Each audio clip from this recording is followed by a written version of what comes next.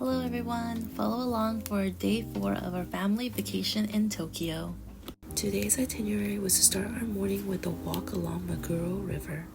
I heard there are many cute and unique shops and cafes along the way, so I thought it would be a nice place to explore. After that, the plan was to visit Oimo Tokyo Cafe to try their famous parfait.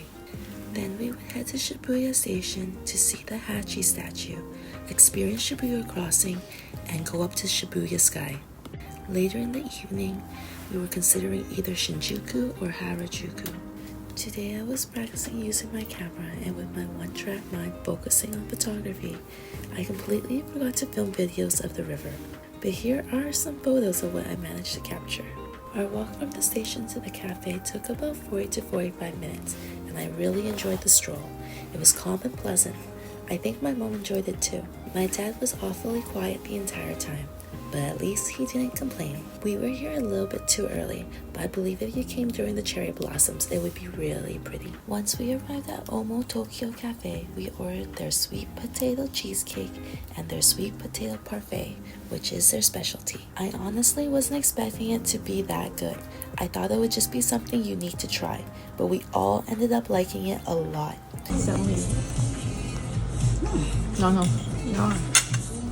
The flavors were different and not something you normally think of pairing together, but somehow it worked really well. And to make the experience even better, we saw a little chihuahua in a pink sweater. It was the cutest thing. Next we headed to Shibuya Station. This was our first time visiting, besides my brother, and the sheer number of people absolutely blew our minds. I've never seen that many people gathered in one place before. It was such a fascinating experience. It made me feel really small and almost invisible, but at the same time like I was a part of something bigger. A strange mix of emotions, but I really liked it here.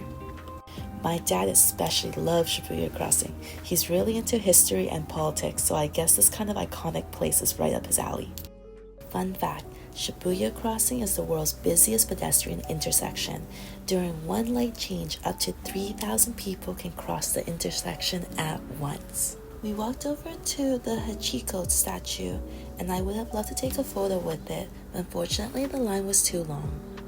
We had some time to kill before a Shibuya Sky reservation, so we explored the streets. The area was incredibly lively and full of energy.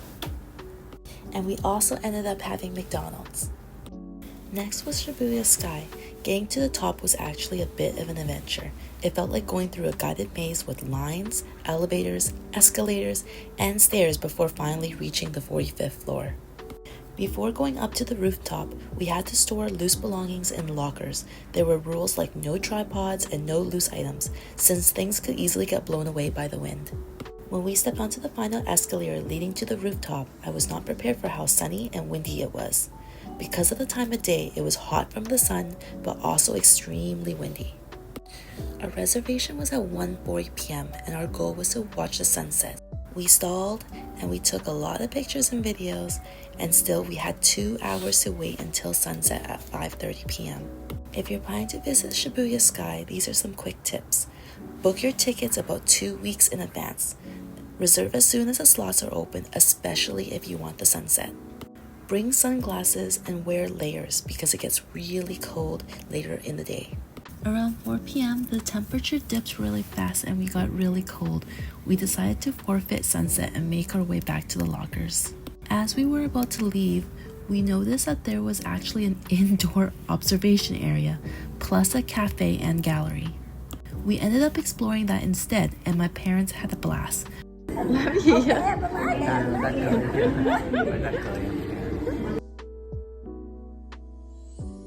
My mom loved this interactive music bouncing installation, and my dad enjoyed watching the tiny people walking below on Shibuya Street.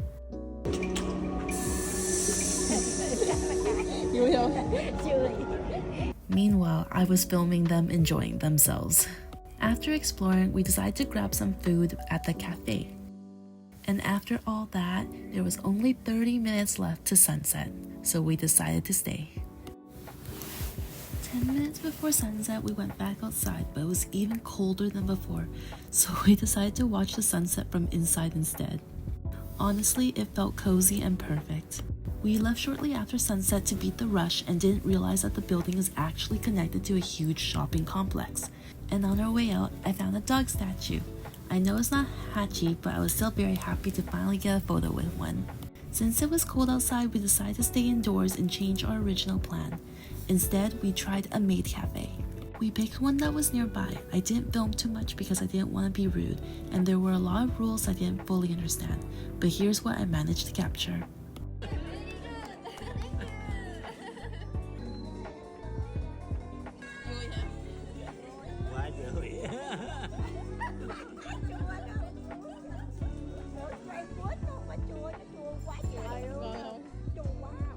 Honestly, we all had a lot of fun.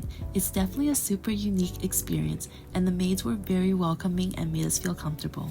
One thing I thought was really cute was that when we wanted their attention, we had to call out meow meow. After that, we headed to Don Quijote, also known as Donkey. I didn't film much because I was busy shopping, and later I realized that photos aren't allowed anyways. This place is basically a mega discount store that sells everything. The Shibuya location is 9th floor and is absolute chaos. It's definitely an experience, but not exactly a peaceful one. I still recommend it unless you're claustrophobic. And one cool thing about Donkey is that many locations are open 24 hours. Our final bill came to around $500, and now I'm already stressing about how we're gonna pack everything. And it's only day 4. And with our arms full, we're heading home.